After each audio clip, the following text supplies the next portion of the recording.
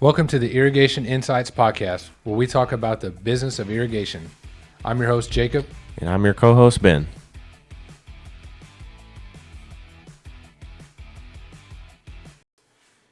You know, I think we ought to bring Michael in one day for one of these episodes. Yeah. Schedule like a special edition. Yeah, that'd be good. That'd be good for the series we're doing. We'll do like I said, I think we should do from a ground up series. Yeah. Oh, the ground. Yeah. That cold, hard ground. You know, I waited. You know, I can't remember if it was Michael or Clint, but they were both like, "Hey, you need to come work for Jacob." My first thought was, well, let me see how y'all get off the ground first. Yeah. I specifically waited 3 months before I came to work for you because I was like, well, let's see how they do first. Not a bad idea.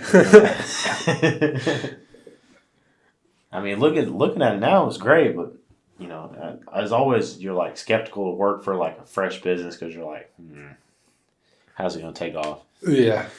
Especially with, you know, we won't get into this, especially with some of the stories I've heard about you or had heard about you at that time period. Yeah. We all make mistakes, though.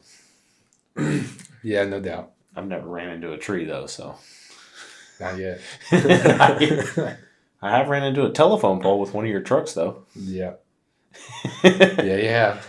Yeah, no ABS, bald tires, July sprinkle. Telephone pole is just kind of like, an older tree. It's like an aged out tree in a different form. No, the fucked up part was I hit one of the poles that they had just replaced. Dang. It was like a nice, fresh, pretty pole. I'll never forget that. Well, because it was only like 30 miles an hour around that corner, but the problem was the truck was so heavy, it didn't just stop. Mm-hmm. And then we were halfway through the turn, the lady just threw her blinker on, just slammed on the freaking brakes and turned. And I'm like, as soon as I would go to touch the brakes, all four wheels would lock up.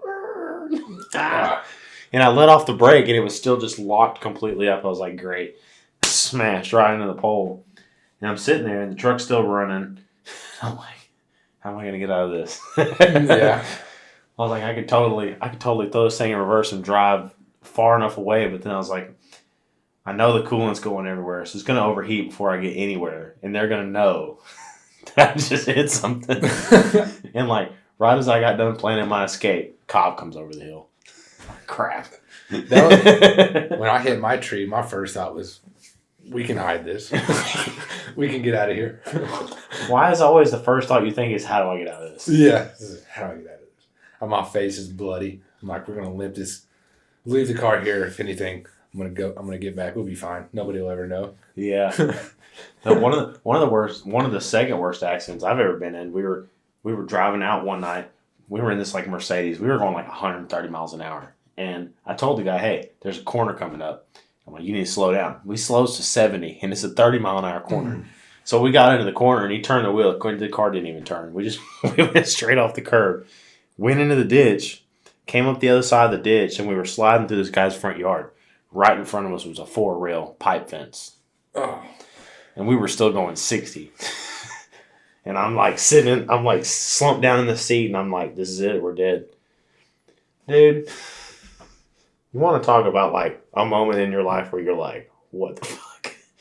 So, come to find out, the guy that put the pipe fence in was a cheap fucker because the bottom 3 rails were fucking fiberglass. And only the top one was metal. So we busted through that at like, I think we were going 45 or 50 when we busted through it. We busted through it and we spun out on the other side. And we're completely unscathed. And I'm looking at this fence. And I'm like, what the fuck? Why? I'm like instantly happy that it was fiberglass. But then I was like, I was prepared to die. It's just taken away from me. And so we got out and we're looking at the car and like both the back wheels are like bent because it broke the frame in the back from us jumping the ditch. And our first thought was, how do we get out of here?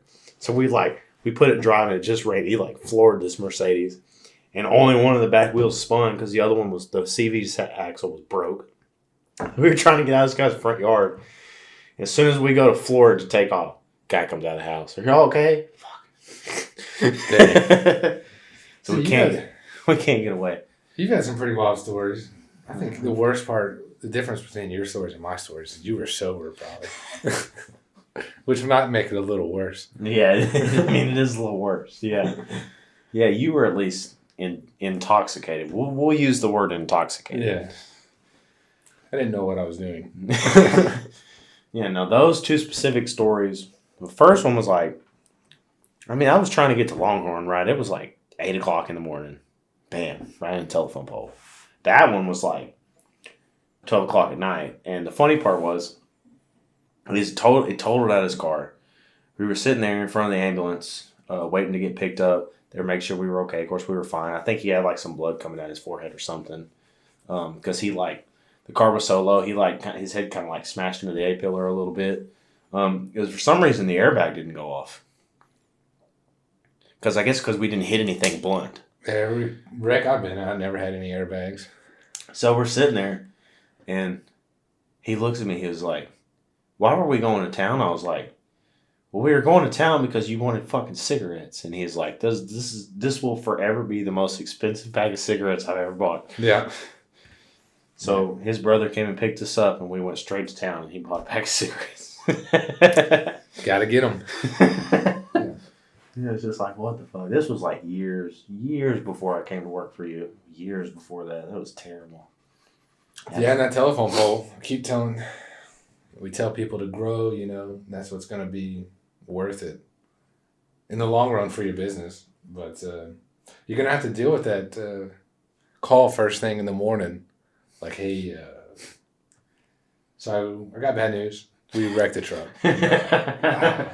Haven't even finished your coffee. I talked to this guy like years after this happened. He was like, "Dude, I'm still waiting for you to call me." Like, "Nah, I'm just kidding."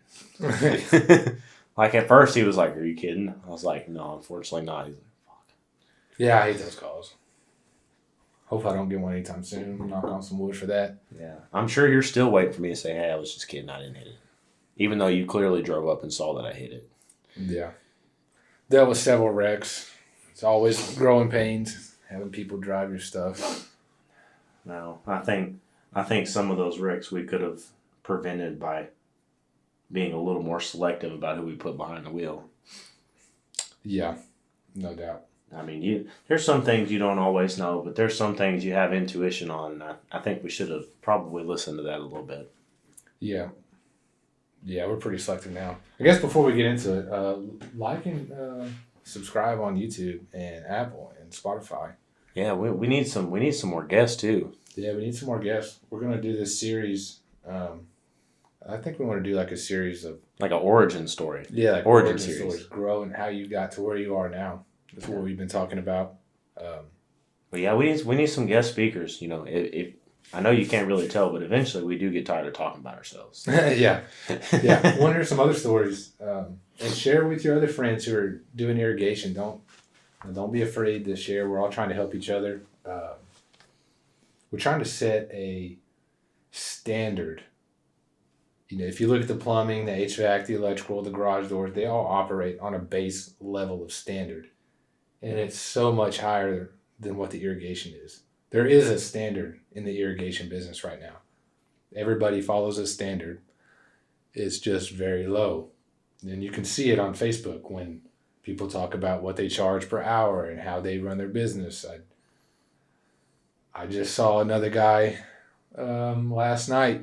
I was browsing through there and they were talking about CRMs and filling out forms, and he said, for anything under $1,000, this is what I use, and pulled out an invoice, one of those old school invoice. Oh my God, no way. Yeah, so for anything under $1,000, this is what we use, and it's an invoice pad that you can buy at Staples. It's like that's the standard that's being set.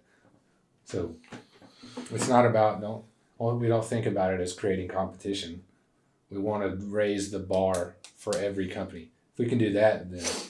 And and I think that's one of the funniest things in the world is like, if we were to like ask some of these smaller companies to like come on the show with us or like just talk to them, they would never talk to us. But we could call any of the big companies in the area, and they're like, "Hey, I want to do a podcast with you. Yeah, let's talk about it. Yeah, let's get this going." It's the small guys that think they're in competition with everybody that have this feeling. Mm-hmm. When in reality, we're all in the same field. We're helping each other. Yeah. Yeah. Trying to raise that level of service. Yeah, if we can get everyone's prices up, they don't have to be our prices, they can be, 15% or 20% behind us, something like that. Yeah. Or something to get them there. And that'll still give them the opportunity to say, well, I'm a smaller company. I can charge a little less, save you some money. And they can. But yeah, those smaller guys, they can get a little bit behind us, and then, they can potentially have a better life or working environment or, just legacy for themselves.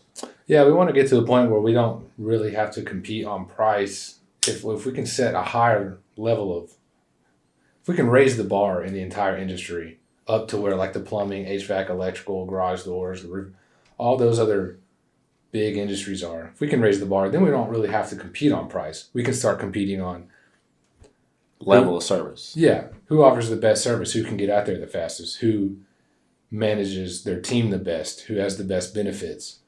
For example, what happened today when you called the backflow people?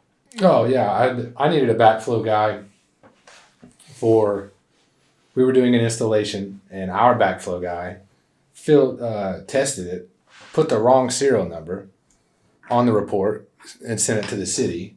So they red tagged us. And the customer, the homeowner selling the house, so we had a red tag. They couldn't close on the house. And I'm calling our backflow guy. He's not answering. So I'm in a panic. I need to get this backflow retested so I can get it.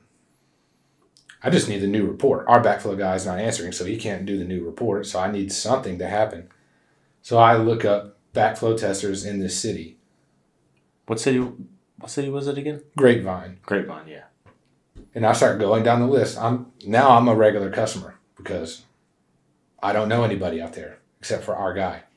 And I go down the list. I just went to Google, called the first one that showed up on Google. So you think about that. How high up are you showing on Google? Because I went to the first one. I skipped through the ads, went to the first one. Called, didn't answer. Second one, called, didn't answer. It took 6 companies before one guy answered. Then he was booked out 2 weeks. I said, look, I need somebody today. I'll pay you whatever it takes. I just need somebody here today. And he said, no, can't happen. Kept calling, found somebody else. They were booked out like 4 days. I said, I need somebody today. I don't care what it costs. I just need it done today. Still, they couldn't. Nobody would even consider.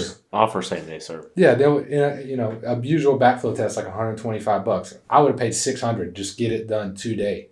It's a 15-minute job. Nobody would even entertain that idea. Then I went back up to the ads and went to a plumbing company. They were the only ones that were like, oh yeah, we'll come out. We'll do it today. So I had to skip all these backflow guys because they wouldn't answer. All the ones I left voicemail with, only one called me back. And nobody would even do it today. Yep. The only ones that would were a plumbing company. They're called Big Name Plumbing Company. And they said, yeah, we'll be out there 2 hours. So when you're a small irrigation company and you're on this list and you don't have a CRM and you're out in the field working, how many customers go through this experience with you? A ton. And we used to have people tell us all the time it took us forever. Because we used to take forever because we had no resources. Mm-hmm. Not answering the phone, booked out too long. It's not good to be booked out too long. Ideally, I mean, some people are. We've talked, but we've had years where we've been booked out. 2 weeks. We've had years where we've been booked out a week and a half or a week or so. But what I found, even just out in the field working. What I found is in this industry, at least for us, being booked out for 3 days worked better than anything. Because after 3 days, you'll start getting, like say today's Monday, right? So let's say we're booked out through the rest of this week. We're Monday, Friday, full schedule booked all the way through. We'll go through Monday and Tuesday and Wednesday and have absolutely no issues. Get to Thursday, we'll get 5 cancellations. Oh, I had somebody else come out. Oh, I forgot I had this appointment. I need to reschedule. Or they just straight up don't answer the phone. So those are Those are headaches, and headaches that you don't have when you can offer same day service or you can get inside a smaller window. So to me, if we're booked out 3 days, if we're booked out more than 3 days for an extended period of time, I'm like, okay, we need to hire somebody else. Yeah, that's because we start getting cancellations, and cancellations is just bleeding money. Yeah, if you're advertising, you're paying for leads that you're losing. Cancellations. Yeah, and we'll notice too that when you're booked out that long, once you hit Thursday, your booking rate starts to drop because now they're calling on Thursday and you're telling them, oh, we can't get you until next Friday. Yeah, next Wednesday, Thursday, Friday, and they want somebody soon. Yeah, now. So Thursday, Friday, your booking rate tanks. There's big problems. And then on top of everything else, if your guys are doing what they're supposed to be doing, you've already got 3 or 4 customers you're having to move around and possibly reschedule because your guys can't get there. Yeah. And Kevin Battistoni made a good point too. He made a video about it. The people that are willing to wait 3 weeks are not good customers. Really. I mean, if you think, because they're not in any rush. We're speaking generally here. But if they're willing to wait 3 weeks, they're not in any rush to get anything done. Yeah. So which means they're not going to be motivated to purchase anything. Right. So the likelihood that you're going to be able to do any type of upgrades or anything, they just don't care. We want the customer that's like, yo, I want this done right now. Yeah.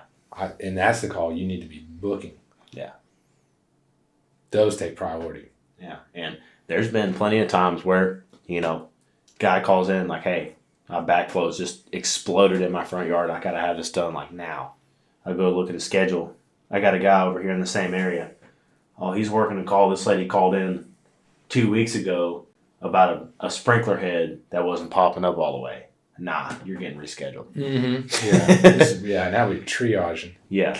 Get out of here. Yeah. Go away. Or give it to the person that's burning through leads, or just move it to another day. Like, hey, you need a backflow? Okay. I'll get you right now. We'll get somebody out there right now. Yeah. Done that a lot. Yeah. Yeah. That's how you use it. Once you get to a point where you can do that, that's when it almost becomes fun, because it's like you can actually start to see where your priorities need to be put. Yeah. And people may wonder, well, how do you get a technician to over 300,000 a year? That's a big part of it. Yeah. That's a huge part of it. Because if you're spending all your time running low priority jobs, it's going to be hard. Yeah. And we sat down at our last big meeting, and I looked at all the guys. I said, hey, what would you rather have? Would you rather go, because with Service Titan we can track revenue by line item per technician and figure out, I can see okay, this guy's really good at selling pipe leaks. This guy's really good at selling valve replacements for X amount of dollars. This guy's really good at selling this. So I asked them, I was like, hey, would you rather drive a little further and get to an opportunity that you have the best chance of making money on, or would you rather have a condensed route and potentially have a chance to make less money just because of the job priorities? And everyone said, well, I want to go to the best opportunity. I don't mind driving a little bit further. Yeah. So really, I would argue that route density even matters too much. I mean, it does to a degree. You can't be driving an hour and a half through each appointment, but if they can go here, if they can drive a little further and make a whole daily goal's worth of revenue off of these two places, but they had to drive 45 minutes between them, to me that's better than sending them to 4 places 10 minutes apart, and then they making that same amount in that time period. Oh yeah, 100%. Yeah, I mean, even an hour, hour and a half. I would, if you can go to your first job, hit $1,500, $2,000 on the first one, and then you still have to drive an hour 20 to the next job, and you can hit the same amount on the next one. Only run 2 jobs and you're done for the day. Yeah, who cares? Who cares about route density? Yeah, who cares? Who cares about that hour job in between? Yeah, and then that takes us from having 4 jobs on one tech to just 2 jobs on one tech. Now we can hire another guy. Mm-hmm. We get more people, like you said in the last episode and a bunch of other episodes. Double your revenue off of the same marketing. Yeah. Yeah. Same leads, double the revenue off of it. Yeah, and that's how you can get if you're looking at, man, we're only pulling 180,000 per technician. Well, if you start making these little tweaks, you might double it. You might go up to 300, 360. Who knows? Just depending on how good you are at that. How good you are at tracking the data. Yeah. You got to have good software for that too. That pencil and paper invoice, that's not going to get you there. No. The jobber's not going to get you there either. Yeah, and I would, you know what? Anybody in our area that that's a small person that's wanting to achieve more, I would invite them to come sit down with us one day, and I'll put them on the truck with our best guy for a day. Oh yeah, one day. I'd be blown away. Yeah, and I'll tell you, if you're charging by the hour, I can tell you it's not gonna get you anywhere. And the reason I know this, well, we've proved it for one, but two, we brought in a guy from a big landscaping company. He comes and he's like, "Hey, saw y'all's job posting. How the hell are y'all paying people this much?" Well, you want to come right along and find out? Yeah. So I talked to him. He rode with me, and I talked to him for a while. He's like, "Yeah, I'd get up, I'd work 7 to 8 most days. I'd run anywhere from like 8 to 12 jobs a day. And we had no matter what, we had to make 2,000 a day. We had to. So if that meant we ran 5 jobs, or if that meant we ran 12 jobs, we had to make that. There was no, if it didn't matter if the sun went down, we had to keep going." And he was like, I brought him on the truck, and I was like, "Well, here we do anywhere from 2 to 4 a day, and he was like, how are y'all doing that? I've tried all these," because he was working off, by the hour. He's like, "I've been trying," because he was getting an hourly rate plus a little bit of a commission rate too. So they were like, "Hey, once you get this far, you can make a little bit of extra money on it." And he's like, I just don't see how you're doing it." He rode with me that day. He kind of got an idea. He's like, "Okay, well, it seems like a good company. I'm gonna try it." So he quits and he comes over with us. Takes him about a week, and he's like, "Okay, I see how this is working." He's like, "I'll never go back to that other way again." Yeah. And for anybody that's paying their employees that rate, just know that they're gonna see our job posting and be like, "Huh." Mm-hmm. So yeah, I mean, we've already had it happen. We've had it happen once with him, and we've had a couple other people call like, "Hey, how are y'all paying y'all's technicians this? Like this, like they're just unheard of it." They're like, yeah, they see our job posting and it's like salary with benefits and retirement and all this stuff, and they're like, "How?" Yeah, especially only running 4 jobs a day. Yeah, they don't get it. Yeah, they don't get it till they get in. They see it, and they're used to closing average tickets of like anywhere from 80 something bucks to like $235, $250. That's the kind of tickets they're used to closing. They ride with us for 2 days, and they don't see any tickets get closed under that $250 amount. Mm-hmm. So yeah. Like, okay, I see how this is working. We get rid of the hourly rate, we flat rate everything, and we pitch recommendations to the customer like, "Hey, these 12-foot nozzles, they're okay, they're covering the area, but we kind of got a lot of overspray over here. Why don't we talk about switching to MPs? When you got, there'll be a zone of 5 and one of them will be broke, and they'll be like, well, we can replace the 12-footer, no problem. We put another 12-footer back on, or I can save you money on this zone and stop all this runoff and stop all this, mold and stuff from growing over here. We can actually get you something worth spending the money on." Yeah. Versus putting this 12-footer back in there. Yeah. And the hourly rate doesn't scale. And you'll find that once you start hiring people. And that's who I was talking. I was talking about that with Chris. He'll probably be on next week's episode. I already recorded one. The audio just wasn't good, so we'll redo it. But he was on hourly rate. And what he found, same thing everybody else will find once you try to scale with it, is your best guy is, you have the same hourly rate, and your best guy's doing things in 30 minutes, and your slowest guy's doing things in 3 hours, and your slowest guys are charging 3 times as much. And it's like, well, why are we charging 3 times as much and giving them worse service? And your best guy's out here crushing it, and how does that make sense? And I've talked to a lot of customers, that are not used to, irrigation companies being flat rate, and and they'll always say, I've had customers say, well that's too much. What does that cost per hour? I was like, well, we don't go by the hour. We just have a flat rate. This is what we charge for this service. And I'm like, so whether it takes me 15 seconds or 3 days to do this, you're paying that price. Mm-hmm. I was like, and I told a couple people that were agitating me, I was like, now if you want, I can fix you to an hourly rate, and I can sit out here in your front yard. If that's what you want. Yeah. Because if you're gonna switch me to an hourly rate, I'm gonna take my very sweet time. Yeah. Most customers are used to it. They're already paying the plumber. They're already paying the electrician, the HVAC guy. They're all paying them hourly rates. And if they've all lived in a home for more than 5 years, they've had to do it at least once. Yeah. They're already used to it. The garage door guy's flat rate. All of these industries are already on this platform. We got to get our industry on this platform. I know that all of these small companies, or even for really I guarantee you every irrigation company that's in the industry, I guarantee you, is tired of customers saying, well, that's too much. Versus like when you're doing irrigation, you walk up to the door. It seems like more often than not, your customer never has, it's almost like they never expect to spend more than $50. I don't get it. But then the plumber shows up, and it's already in their mind like, okay, the plumber's here, guarantee you $2,000 gone. Just he's here.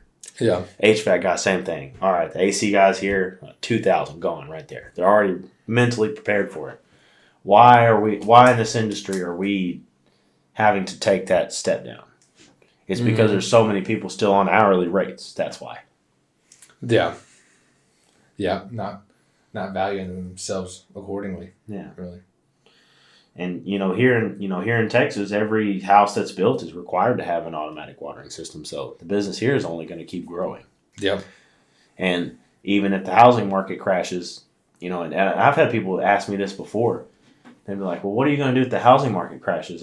We're going to keep doing what we're doing. They're like, well, there won't be no new houses coming in. It's like, yeah. You think all these people living in these HOAs, you think these HOAs are going to let them not water their grass? No. If anything, the market will get better because people will start just maintaining their property. Yeah. Now, all these people that are just doing installs are going to be hurting, but we don't play with installs. Yeah. We got one right now, and it's not worth it. Yeah, I think if the housing market crashes, we'll probably soar because all of the install companies will shut down, and all of their service work will go back out into the market, and we'll pick that up. Yeah, because they do have, so a lot of the installers will have like small service trucks where they'll do like their own warranties and stuff. Yeah, and we'll pick that up because they'll no longer be around. Yeah, and there's no way. There's too many HOAs in this area. There's just not going to happen. Yeah, everything's HOA. Yeah. So, really, we only can go up. Yeah. Unless they make it to where,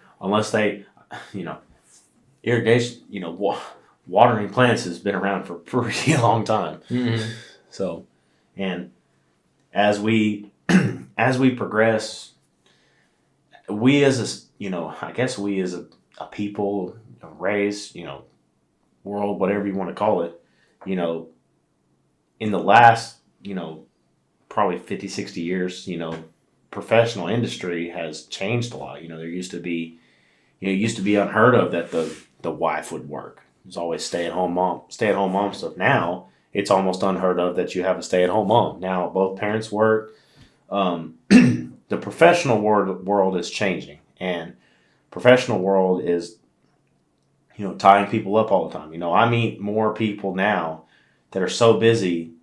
There's very few people that have time to sit out there with a water hose in their front yard. Like, there's very few people that have time for that.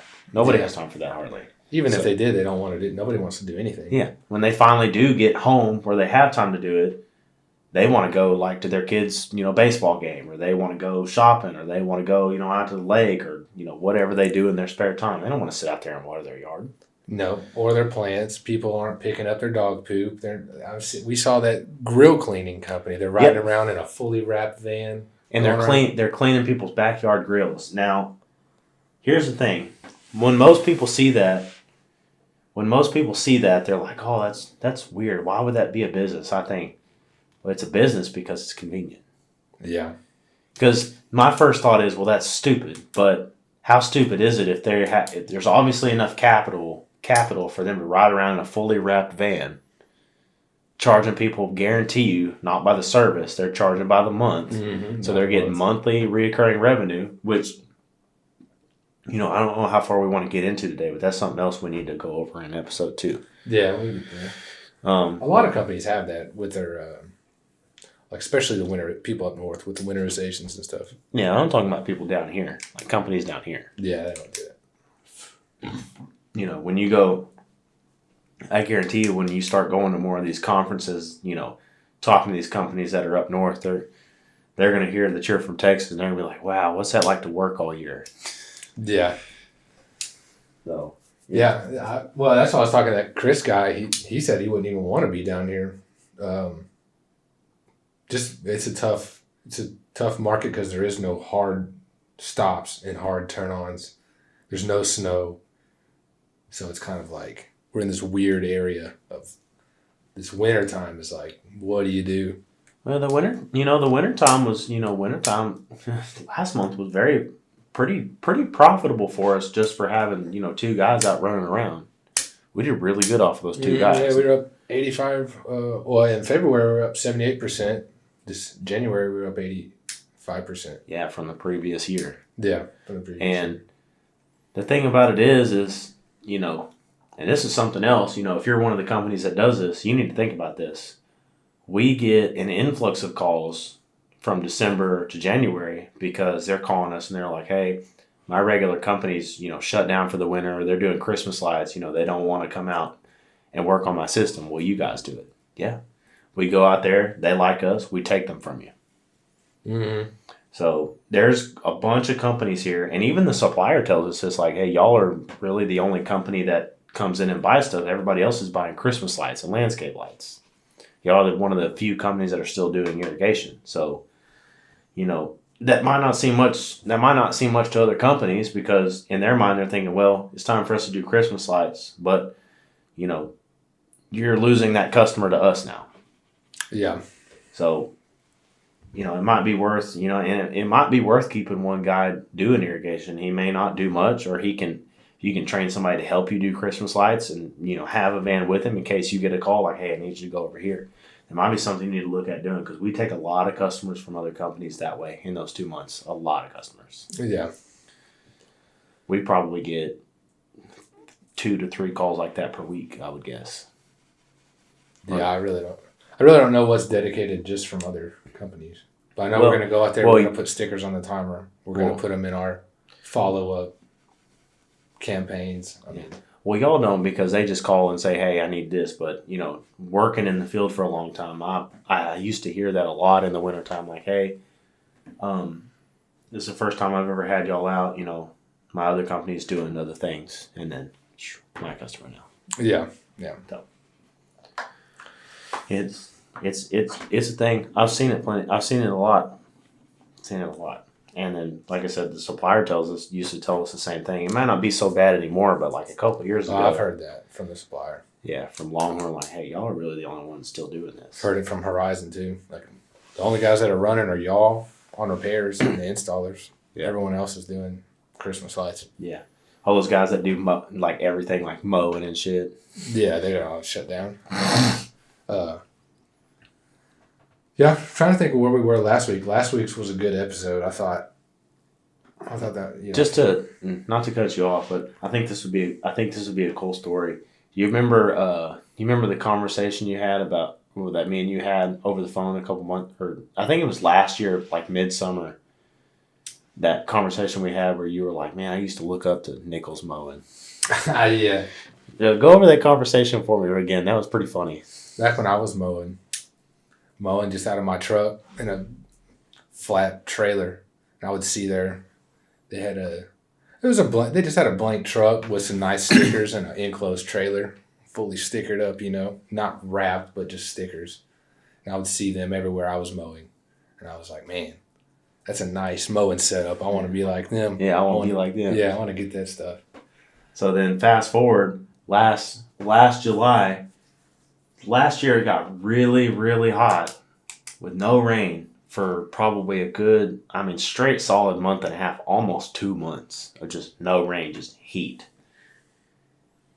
I go up to Horizon one day and I see the guy that owns Nichols Mowing. He's in there like getting valves and he's asking the guy at the parts desk, like, how do I put this in? You know, blah, blah, blah, blah. And then what did you say? Well, yeah, I don't think I was there. Were you talking to? No, I called you on the phone and told you, and you were like, that's so funny how I used to look up to him and want to be like him, and now he's out here trying to be like us. Yeah. Yeah, yeah, and in, I don't know how many years that's been, 6, 7 years, he's made like no progress really. It's just still him out mowing, and now we're. Yeah, it's still what you saw all those years ago is still what it is today. It hasn't grown because it only that industry you can only scale so far with.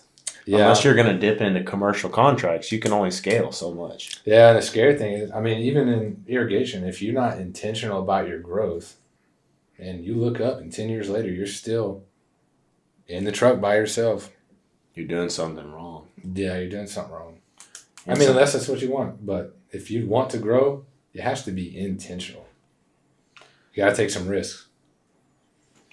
Yeah, if you want to grow at any potential rate. Now, if you just did nothing, I imagine eventually you'd get 2 people just because eventually you're going to build a reputation, right? People are going to know, like, hey, that Marty guy, he does it. Eventually you'll get enough of that to where you'll have 2 people. But once you get 2 people, you're going to start noticing, like, man, there's like so many holes in this, like, I don't have time to work and take all these calls, or I don't have enough. He's not selling enough, or I'm not selling enough to pay for all this. Like the average, without him knowing what it is, basically what he'll be saying is, man, my booking rate's not high enough. My average ticket's not high enough. My revenue's not high enough to support this. Yeah, he'll figure out, and I figured this out when I was mowing. Like, okay, I'm mowing by myself. I'm making this much. I hire a second guy. We added on some more yards. I still made the same amount of money. Yeah. And that's what they'll figure out in the irrigation. Like, oh, I got all this work. I'll bring on a helper. I made the same amount of money. I might have even made less money. Yeah, and you had to work harder because you had to manage that other guy and take all those extra calls. Take some extra calls. And what you'll figure out is you'll actually start losing money because where it was is when it was just you, it was enough for just you to manage and make money. Now you've got to switch more to managing the customers and that person. You're going to start missing out on opportunities because you don't have time to take them. Mm-hmm. Yeah. Even if they're just in the truck with you. You make a mistake, they go and change a valve, you didn't check it, now you're doing warranty calls for that. Things start getting missed. You're spending time training them, doing all this stuff. That's you start losing money that way. Mm-hmm. It's got to be real intentional. Yeah. And then first employee is critical. Yeah, man, we went through some critical decisions. I still want to bring, probably, maybe not next week, but maybe the week after next. Maybe once we get our new studio up. Really like to bring Michael in. We can have just like a good conversation about the beginning. Yeah, because the beginning was rough. It's rough. We tell people, oh, get this, get that, and you do need to get it, but it's not easy. Like, it's simple. It's a simple concept, but it doesn't make it easy. You know what I mean? Yeah. You definitely need somebody answering the phones for you. That first hire you do, they need to be a stud. Like, they at least need to. They don't have to know everything, but they got to be able to. They need a quick learner. You need to have somebody with a good attitude that can pick this stuff up quickly, and you can put out on their own quickly.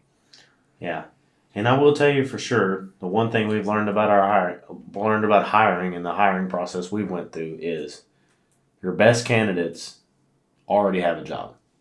Yeah, they already have a job. And you need to be a good enough salesperson yourself to sell them your employment. Yeah. Because very few people that you hire off those job postings are going to be worth anything. No, they're already going to have a job. You're going to have to recruit them. Yeah. And now there's a couple of the guys we've hired, like the guy I was talking about the landscape company, he called us off that job posting, was like, hey, I'm working for another company right now, but I like what y'all got. Mm-hmm. I want to come check it out. Yeah, we're strict about hiring now. We've hired 6 people like in the last 3 months, and brought them into training, and only two have made it through. They come in. I mean, and we say training starts at 9, which isn't late. You show up late the first day, you're pretty much out. Like gone. If you can't show up within a 10 or 15 minute window, yeah, you better have a really good excuse. One guy shows up late, out. I had another guy that showed up on time, but then the next day, hey man, my truck got towed. I'm not going to be able to make it today. You're pretty much out. Like you're already throwing excuses. Second day of training, you're gone. We don't need you. I don't want that in my life. Yeah, you're out. And we just boom, boom, boom. Next 4, done. Brought you in for training. Now you're back out. We don't. Yeah. Go take all those excuses somewhere else. They could be legit. Could be, I don't care. Yeah, some people would say that's insensitive and unfair, and they're probably correct. But the problem is we have no way on our end to figure out if they're true or not. Yeah. So the best thing we can do is just cut the headache off both ends. Like, hey, go get your truck out of the impound yard. Don't worry about coming to training. You're done. Yeah. You're out. And as rude and insensitive as that sounds, we with the issues we've had in hiring processes of people being late, showing up drunk, saying they're going to be there at that time because their mom got in a car accident and never showing up. Just we've heard like I had a guy one time. He was like, "Yeah, I want the job. What time's the training? All right, I'll be there, 9:00." Calls me at like 12:45 the next day. Hey man, my baby mama ran off to Oklahoma or some shit. Yeah. I'm like, what the fuck? Yeah, don't bother, dude. Like, what in the world is this? Like, what? Like, we don't need that. No, we don't. I don't want the headaches. Yeah, this is a professional world. Unfortunately, the professional world doesn't care about what happened to your baby mama last night. No, sure don't. Take it somewhere else. Yeah. And those are all people that didn't have jobs. Yes, every single one. But they all had good reasons of why. Oh, I quit, this and that. They all make it sound good, but they didn't have jobs. Yeah. And you say, nope. Yeah. That's why it's really better just don't even try them. Yeah. We've had, and then another thing, and a lot of people would disagree with me on this, but it might be, it's a good thing to disagree with, but it's, just the things that we went through, like hiring somebody with experience is usually the second worst thing you can do. It seems like, because they come in and you're trying to teach them. Like just that other day, that guy that y'all, somebody called in. He's like, "Hey, I want to work with y'all." I call him, set him up for a ride along or to meet somebody on a job site. He calls me back and he's like, "Hey man, y'all just kind of had me out here, replacing sprinkler heads. I already know how to do that. I don't need my skills assessed. I'm ready to start." I'm like, no, you're not. Yeah. No, you're not. Yeah, they think, yeah. Yeah, that attitude tells me that you're not only are you not ready, you're not never going to be ready. Goodbye. Well, that's what Tommy Mello says. His whole training is like, if you try to hire like A players from other people, they come in as prima donnas. And if your whole strategy is, let me go get a bunch of A players from other companies, you end up with a bunch of prima donnas that all think their way is the best. Yeah. And then you're eventually just going to have to get rid of all of them. Yeah. Because none of them are worth nothing. Yeah. They all just want to say, argue with you about everything. You have to train your people the way you want it to be done. Yeah. I mean, you get somebody new and fresh. The only thing you got to have, they don't need to have no experience on doing nothing. No experience is actually preferred here. We prefer people, no experience. I don't even want you to know how to put pipe together. Yeah. What I want is a good attitude, want some motivation, good people's, decent people skills, and just willing to learn. That's what we want. Mm-hmm. Yeah. We can teach you how to do the job. Doing the job is easy to train. What's not easy to train is motivation, people skills, attitude. Those things you can't teach very well. Yeah, you can't give that to somebody. Yeah. Which I guess, to pick up on where we left off, if you watched last week's episode, you'll see that we were told what to do, but we didn't really know how to do it. And we had to learn how to do it. And we found that you cannot, you really can't, white knuckle your way into growing a business. You cannot force your way into growing a business. And I think so many people want to. That's kind of their approach. I mean, that was our approach in the beginning. It was like, I want to grow. I'm gonna work harder. I want to grow, so I got to work harder. That's not really how it works. The only thing that really grows a business is the processes. It's systems and processes. That's what grows a business.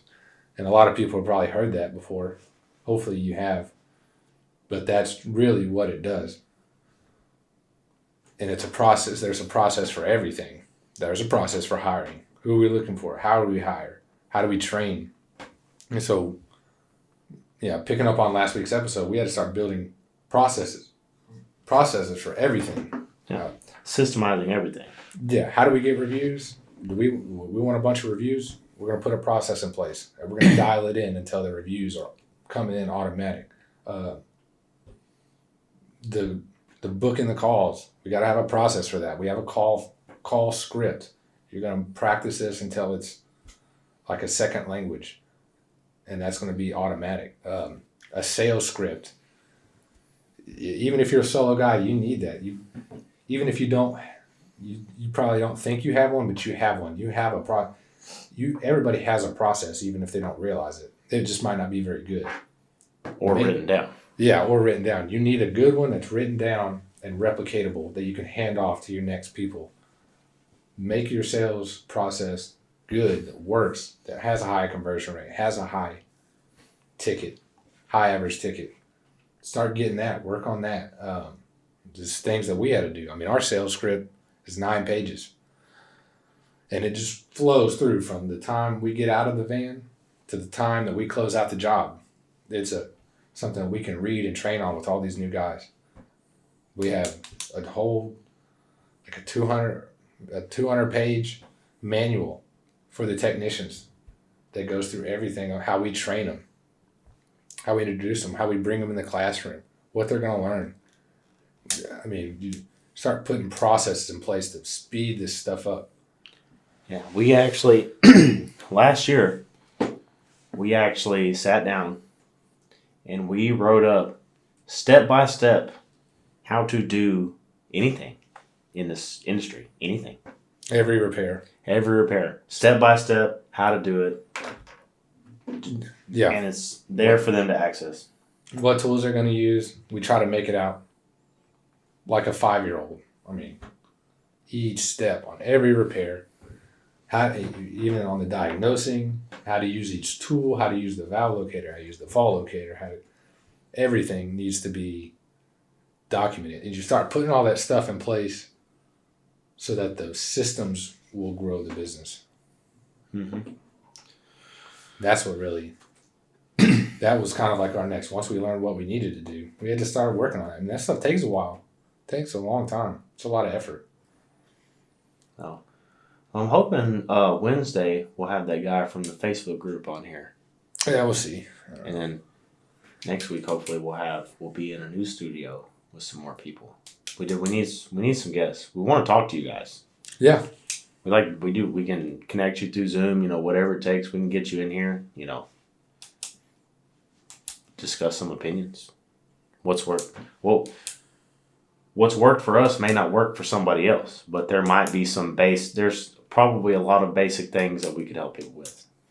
Yeah.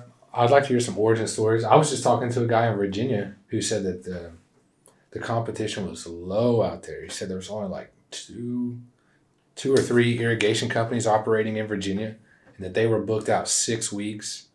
Wow. And they weren't having to do any advertising. And we were talking for about an hour. I was like, man, that's a killer opportunity to capitalize on, man. The more people you can get in there, if you can get from being booked out 6 weeks to 3 days, like there's just so much opportunity. You're not even advertising yet, and you're booked out 6 weeks. And he already had a few guys. I'm like, dude, you could be dominating, really. Yeah, if you get all your guys' average tickets up and hire double the people you got, you'd be killing it. Mm-hmm. Yeah, you'd probably triple the amount of people you have. You just got to now you need a system in place to hire and train people rapidly. And you get them in and out quickly. Get them in and out. Get them going. Yep. And eventually you'll get some guys like the few we have that are wanting more opportunities, so we may have to go ahead and shut that down. Oh, yeah. We got more people ready. Yeah. How long we been doing? We're at an hour. We started at 1:37. Did we? Oh, nice. Yeah. It doesn't take us very long. No. Not anymore. I want to do another 2-hour episode like we did with Ben and Carrot. Yeah, we need some more people to hop on here. Yeah. Well, we'll have another guest on the next one. Yeah, I want to hear some more origin stories. That guest was a good one. I mean, he talked about, we had a good conversation, man. We talked about really knowing your numbers, diving into the P&Ls, because they struggled. And they had a really rough year where it rained like the whole season. And had he not known his numbers and not been able to adjust his prices accordingly, he said they might have went under. Yeah, or just had a really hard time. But he said that because he knew his numbers, he knew how to read a P&L, he knew what to raise his prices to, that their revenue was down, but their profit was up. So he was actually able to manage all that just by knowing your numbers, knowing how to read a P&L, knowing what margin, like where to keep your margins at. So that was a good talk. Yeah. This is all what running a business actually is. It has very little to do with actual work. Yeah. Again, you've never touched a service truck. Yeah. Other than to watch it leave or pay for it. Yeah. Clean them out a few times. Yeah, clean them out after firing some people, buying them. That's about the only time he ever touches them. Yeah. Never worked. I don't think you've ever worked a day in the field by yourself for this company, ever. For irrigation? Yes. No, I ran a warranty call like once by myself. That don't count. Yeah, but not a fresh sprinkler call, no. You're the only person in this company that doesn't know what it's like to get sent out in the morning and have to sell and work. You're the only one. Yeah, not on irrigation. Did it for lawn care. But yeah, no, not on irrigation. I don't know. But like I said, that's not what so people need to get to if they want to grow and build an asset. So, well, I guess we will cut this one off for today, and I'm looking forward to the guests we got coming up. I'm excited. Yep. Yeah, like and subscribe. Share with all your irrigation friends if you like it. If you don't like it, send us something. Either way, like it, don't like it, send us something. Yeah, talk crap about us on Facebook. We're there. We're ready. Yeah, send us what you want to hear on our website, on Facebook. Either way. All right, we'll see you next time. Yep, good episode, and like I said, like and subscribe, and we'll see y'all next time.